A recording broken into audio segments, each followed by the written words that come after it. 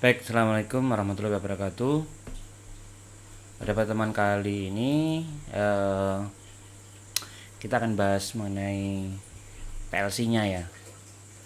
Nah, di mata kuliah Marine Automation ini kita akan menggunakan PLC Omron. Materi ini mungkin berulang ya. Pasnya memang di minggu ke sekian untuk pembahasan mengenai PLC ini. Jadi kita langsung bahas. PLC ini merupakan controller yang diprogram untuk menjalankan proses sekuensial ya. Kenapa menggunakan PLC? Karena kehandalannya ya, dan juga sangat kuat ya, sangat kuat di keadaan yang sangat berat. Nah, kalau di industri itu kan kondisinya sangat ini ya, sangat ekstrim. Kemudian proses untuk untuk membuat program di PLC itu pertama harus membuat program dulu di ini ya, membuat program dulu di komputer menggunakan program yang dipakai untuk nanti bisa bisa didownloadkan ke PLC. Jadi nanti membuat program seperti SFC atau membuat ladder, bahasa ladder. Nanti kita akan membuat bahasa ladder ini ya, nanti di komputer ini melalui simulator. Kemudian setelah program dibuat, kemudian di-download ke PLC-nya. Dan nanti di PLC-nya baru bisa menjalankan plan-nya. Nah, seperti itu ya.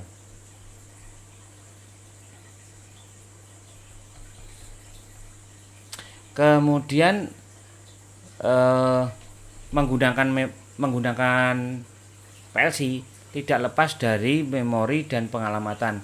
Jadi penggunaan memori dan pengalamatan ini bisa dikatakan pasti akan selalu digunakan, karena di PLC ini itu I/O-nya atau nanti proses kerjanya selalu menggunakan data-data yang diletakkan pada memori pada suatu alamat. Nah, itu. Kita mengulang lagi ya. Sistem memori itu ada bit, ada byte, ada word, ada double word ya. Kemudian dalam satu word ya, dalam satu word itu ada 2 byte. Nah, 2 byte berarti ada 16 bit itu ya. Kemudian untuk yang double word itu ada 2 word. Nah, berarti ada 32 bit atau ada 16 byte. Kemudian kalau konstanta itu nilai desimal. Kemudian ada juga heksa ya. Yang terpenting di sini penggunaan memori ini kaitannya itu dengan peletakan data-data ya, peletakan data-data pada suatu alamat. Dan nanti kaitannya dengan besar nilainya ya, besar nilainya, tipe tipe datanya. Nah, tipe datanya itu juga akan bentuknya akan lain pada saat disimpan di sistem memori maupun pengalamatan. Jadi misalkan data float dengan data integer itu akan beda kapasitas memorinya dan pengalamatannya. Nah, di sini dalam satu alamat memori itu menggunakan 16 bit ya, 16 bit. Nah, jadi kalau nanti misalkan tipe datanya tipe datanya itu jika lebih dari 16 bit, maka akan menggunakan pengalamatan yang lebih dari satu alamat. Nah, seperti itu. Kemudian tipe-tipe memori yang ada di Omron ya. Nah, di PLC Omron ini modulnya masih menggunakan CJ1M. Nah, nanti karena kita kondisi pandemi seperti ini, jadi mungkin kita menggunakan simulasi. Jadi kalau simulasi mungkin memori CIO tidak akan kita pakai, mungkin lebih banyak ke memori D ya. Beberapa tipe memori yang pada Omron CJ1M, ada CIO, ada W, ada A, ada timer, ada counter, ada hold, ada data memory. Nah, kemudian alamat CIO ini ya, alamat CIO ini dalam bentuk bitnya. Kemudian work ini juga dalam bentuk bit. Nah, CIO ini kaitannya dengan input, alamat input dan alamat outputnya ya. Nah, itu. Kemudian kalau konstanta menggunakan hexa atau menggunakan nilai desimal.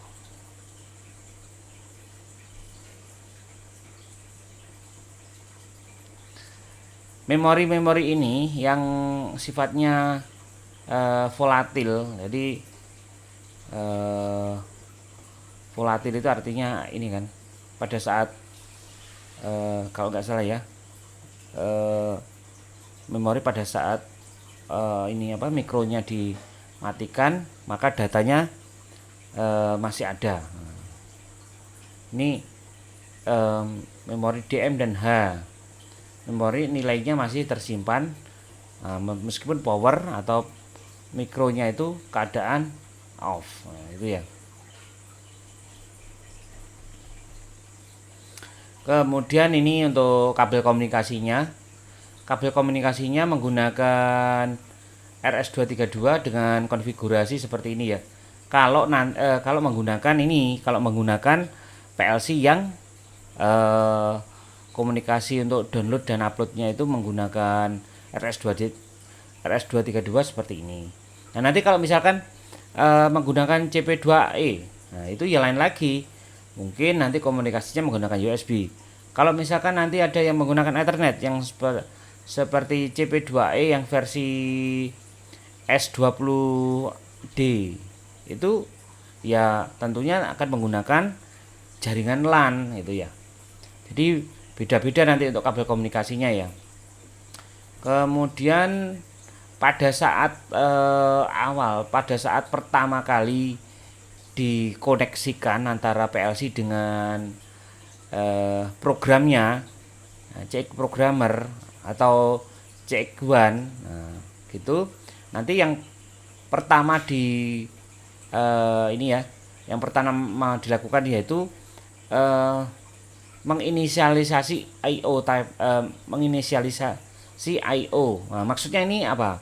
Inisialis IO ini mapping alamat pada modul ya.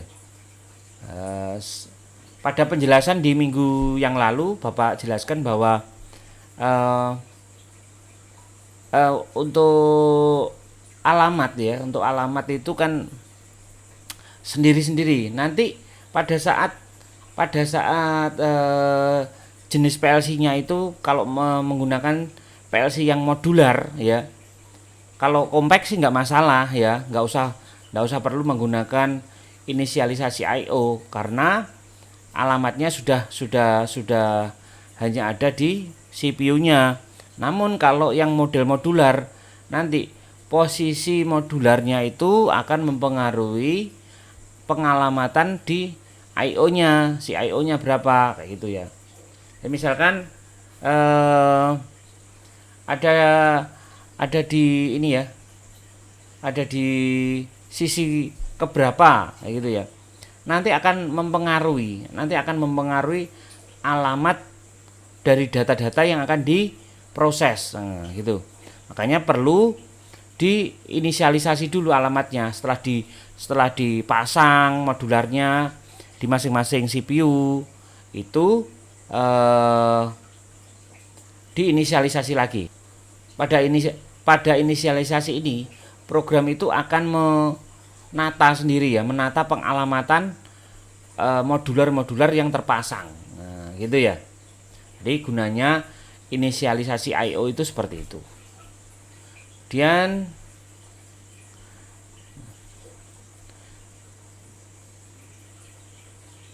pada saat program dibuat atau di develop itu dipastikan bahwa CPU dalam posisi mode program itu ya.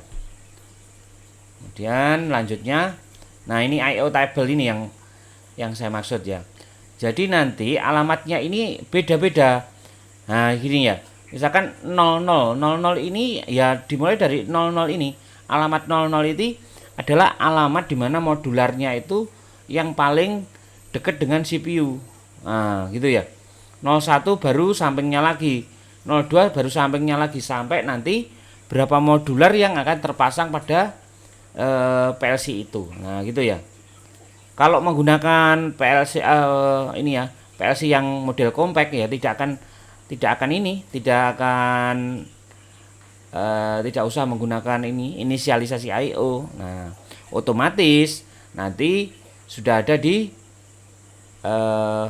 prosesornya atau di di CPU-nya PLC. Nah, gitu.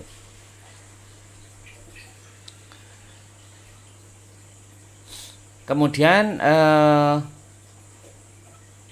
I/O table itu untuk kali pertama dihapus. Nah, barangkali karena susunannya itu mungkin susunan modularnya bisa jadi pada saat awal itu beda dengan yang sekarang ya gitu ya. Jadi harus dihapus dulu, kemudian di inisialisasi I/O lagi supaya terbentuk I/O table yang baru. Nah, itu.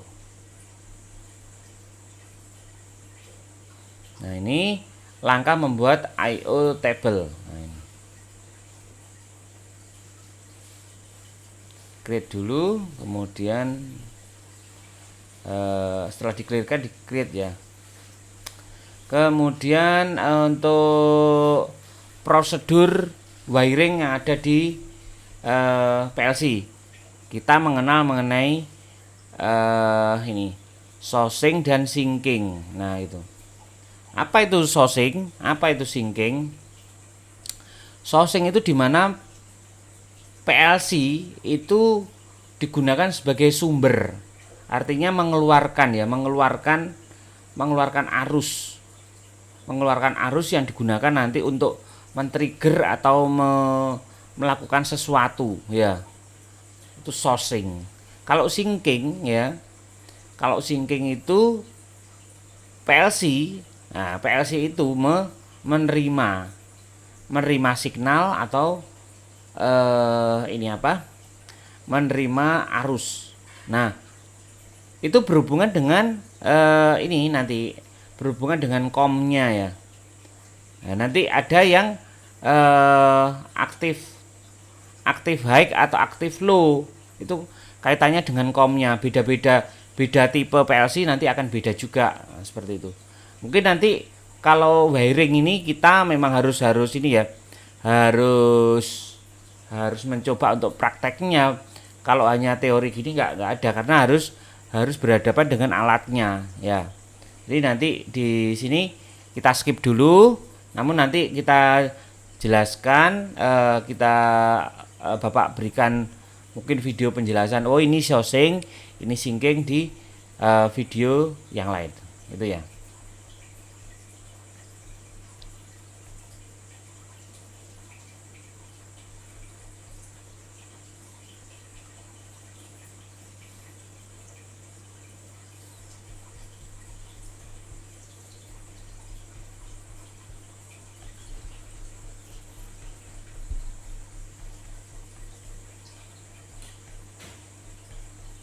Kemudian ada wiring untuk analog ya, karena modular ya, ada modul I/O analog. Nah, Kalau di PLC JJ1M ya, JJ2M itu analog IO-nya modulnya namanya MAD42.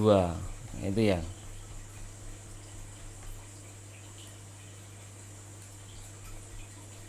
Nah, kita beralih ke ini.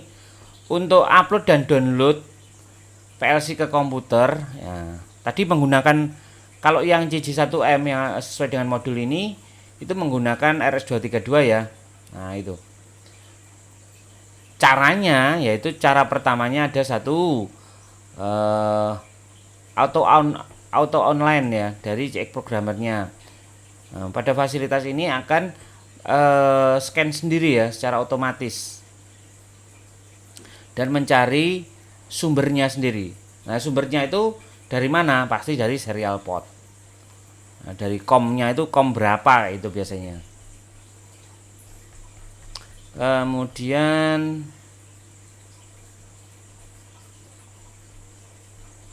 yang kedua itu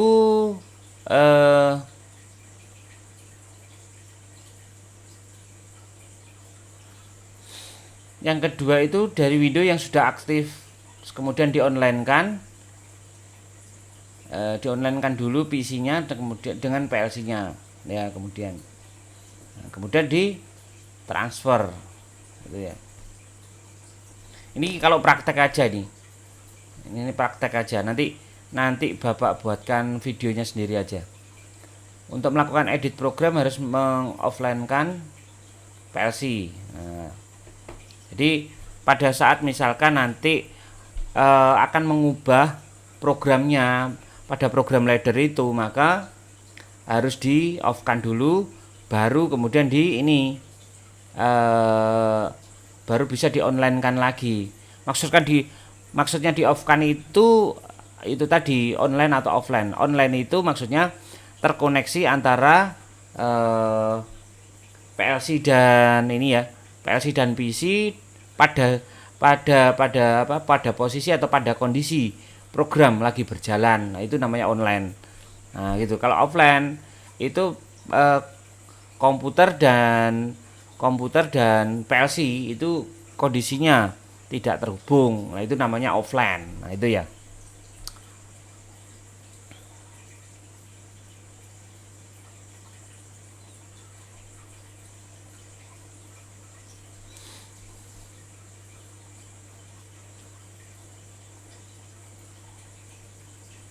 Nah, setelah program sudah selesai, kemudian baru di download ke PLC-nya, itu ya. Nah, ini untuk membuat ini apa? Ladder baru ya. Membuat project baru pada cek programmer. Nah, nanti ada di video berikutnya. Nah, untuk video mengenai pengantar penggunaan PLC-nya ini sampai di sini. Nah, nanti kita mencoba untuk pemrograman laddernya ya, ladder diagramnya pada cek programmer ya. Baik, terima kasih atas perhatiannya.